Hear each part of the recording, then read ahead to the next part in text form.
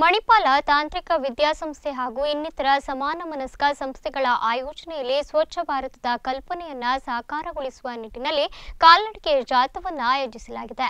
ಸಂಸ್ಥೆಯ ಆವರಣದಲ್ಲಿ ಪ್ರಾರಂಭಗೊಂಡ ಜಾಥಾಕ್ಕೆ ಜಿಲ್ಲಾ ಪೊಲೀಸ್ ವರಿಷ್ಠಾಧಿಕಾರಿ ಸಂಜೀವ್ ಎಂ ಪಾಟೀಲ್ ಚಾಲನೆಯನ್ನ ನೀಡಿದರು. ಈ ಸಂದರ್ಭ ಮಾತನಾಡಿದ ಸಂಜೀವ್ ಪಾಟೀಲ್ ಅವರು ವಿದ್ಯಾರ್ಥಿಗಳಲ್ಲಿ ಸ್ವಚ್ಛತೆಯ ಬಗ್ಗೆ ಜಾಗೃತಿಯನ್ನ ಮೂಡಿಸುವ ಬಗ್ಗೆ ಸಾರ್ವಜನಿಕರಲ್ಲೂ ಜಾಗೃತಿ ಮೂಡಿಸುವ ಈ ಕಾರ್ಯಕ್ರಮ ಶ್ಲಾಘನೀಯವಾಗಿದೆ. ದೇಶದಲ್ಲಿಯೇ ಒಂದು ಪ್ರತಿಷ್ಠಿತ ತಾಂತ್ರಿಕ ವಿದ್ಯಾಸಂಸ್ಥೆಯಾಗಿರುವ ಎಂಐಟಿ ಸಾಮಾಜಿಕ ಕಳಕಳಿಯನ್ನ ಹೊಂದಿರುವುದು ಶ್ಲಾಘನೀಯ ಎಂದರು. ಇದೇ ಸಂದರ್ಭ ಸಂಸ್ಥೆಯ ನಿರ್ದೇಶಕ ಜಿಕೆ ಪ್ರಭು ಮಾತನಾಡಿ, ಸಂಸ್ಥೆಯ ವಿದ್ಯಾರ್ಥಿಗಳು ಸ್ವಚ್ಛತೆಯ ಬಗ್ಗೆ ವಿಶೇಷ ಕಾಳಜಿ ಹೊಂದಿದ್ದಾರೆ. ಎಂಐಟಿ ಕ್ಯಾಂಪಸ್ ಸ್ವಚ್ಛತೆಗೆ ಹೆಸರುವಾಸಿಯಾಗಿದೆ.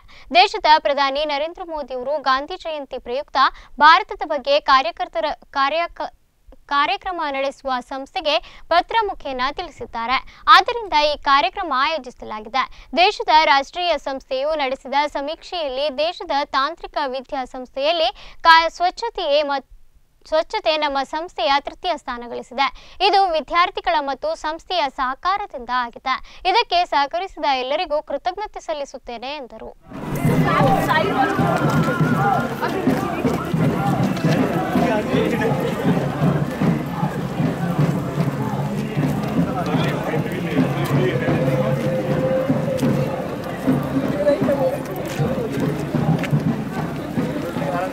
Looking for some award, that the result is out, and among the engineering colleges in the whole country, I'm repeating, among the engineering campuses in the whole country, we received that in the very important day of Gandhi Jayanti, where we are celebrating the Swachhata Hai Seva.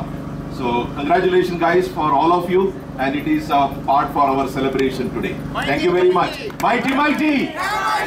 Mighty, mighty! Okay, thank you. The effort of MIT for making this green campus, and also an invitation to participate in Swachhata Hai Seva, the national mission for the cleanliness drive. So today, this morning, that we have initiated the cleanliness drive, going for the different campus, not only inside the